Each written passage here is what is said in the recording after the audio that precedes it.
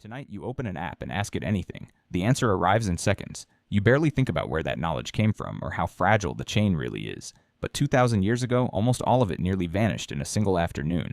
And the strange part is, it didn't vanish the way you were taught.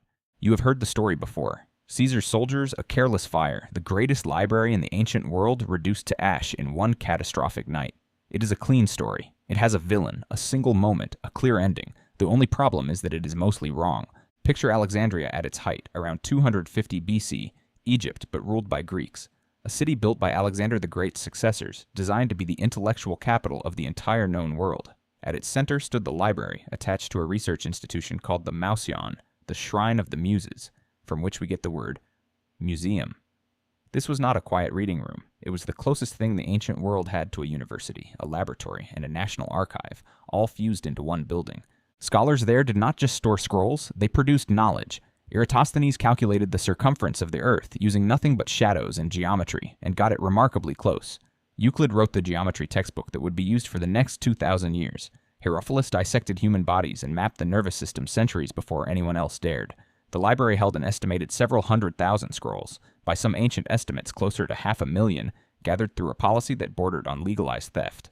Every ship that docked in Alexandria's harbor was searched. Any scroll found on board was confiscated, copied by royal scribes, and only the copy was returned to its owner. The original stayed in the library. This was not subtle. This was a civilization deciding, deliberately, that knowledge itself was worth more than diplomacy or trade goodwill. Can you imagine a government today doing that with information? So what actually happened to it? The Roman geographer Strabo visited Alexandria around 20 BC, decades after Julius Caesar's famous siege, and he described the Mouseion as still active, still funded, still full of scholars eating at the public expense. If the library had truly burned to nothing in 48 BC, Strabo should have found ruins. He didn't. He found an institution doing exactly what it had always done.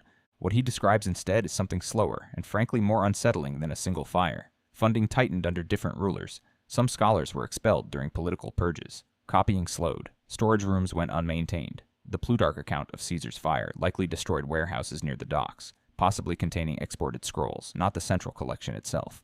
A real fire happened. It just wasn't the ending. The modern historian Roger Bagnall, who spent decades studying papyrus records from Egypt, has argued that the library's decline looked less like an explosion and more like a long, quiet erosion across centuries, through funding cuts, political instability, and competing libraries in cities like Pergamon and Rome drawing scholars away. Knowledge institutions rarely die from one dramatic blow. They die from neglect, one budget cycle at a time. Does that sound familiar to you? By the time later events occurred, a mob attack in 391 AD tied to religious conflict, and the Arab conquest in 642 AD that later writers blame for burning the remaining scrolls, the great library described by Strabo was likely already a shadow of itself. Centuries of slow attrition had done what no single fire could. The famous burning of the library you learned in school was not one event. It was the last visible moment of a process that had been quietly unfolding for 500 years. Now here's the question worth sitting with. What if it hadn't eroded at all? What if Alexandria's funding had never been cut? The political purges never happened, and that institution had simply kept going, century after century, the way it was designed to. Think about what was already inside those walls before the decline began. Eratosthenes had already measured the Earth. Hipparchus had already cataloged the stars and discovered the precession of the equinoxes. Heron of Alexandria had already built a working steam-powered device, a toy by his account, but a steam engine nonetheless, almost 1,800 years before James Watt's. The seeds of mechanized power, of empirical astronomy, of systematic medicine were already there.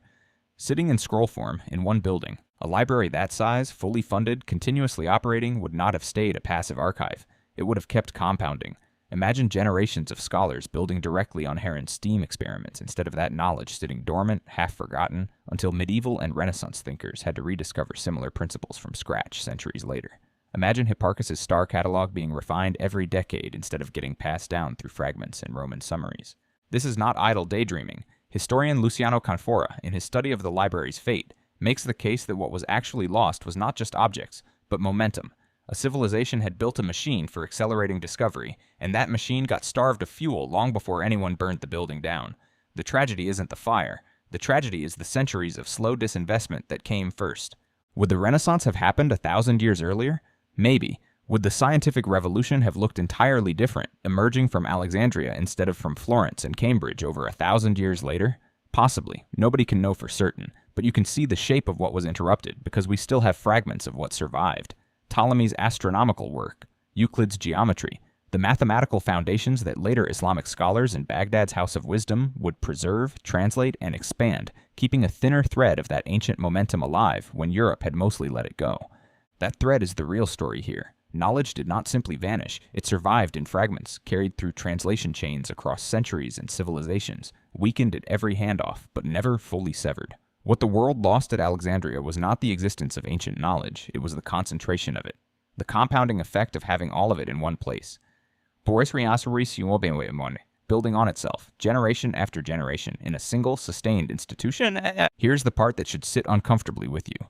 The Library of Alexandria did not fall because an enemy army wanted it gone. It fell because the people who could have funded it, protected it, and continued it simply stopped prioritizing it. Wars happened elsewhere. Budgets shifted elsewhere. Attention moved on, year after year, until there was almost nothing left to burn.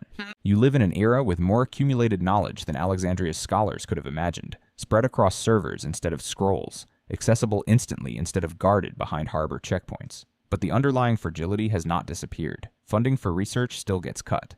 Institutions still lose momentum through slow neglect rather than dramatic catastrophe. Archives still depend on someone somewhere, deciding it is worth the cost to keep them running. Tonight you open an app and ask it anything, and the answer arrives in seconds. But behind that convenience sits a chain of preserved knowledge stretching back through translators in Baghdad, monks in scattered monasteries, and scholars in a city that almost kept the whole thing intact. It very nearly didn't survive at all. And the next time something irreplaceable quietly stops being funded, you might not get a dramatic fire to warn you. You might just get silence.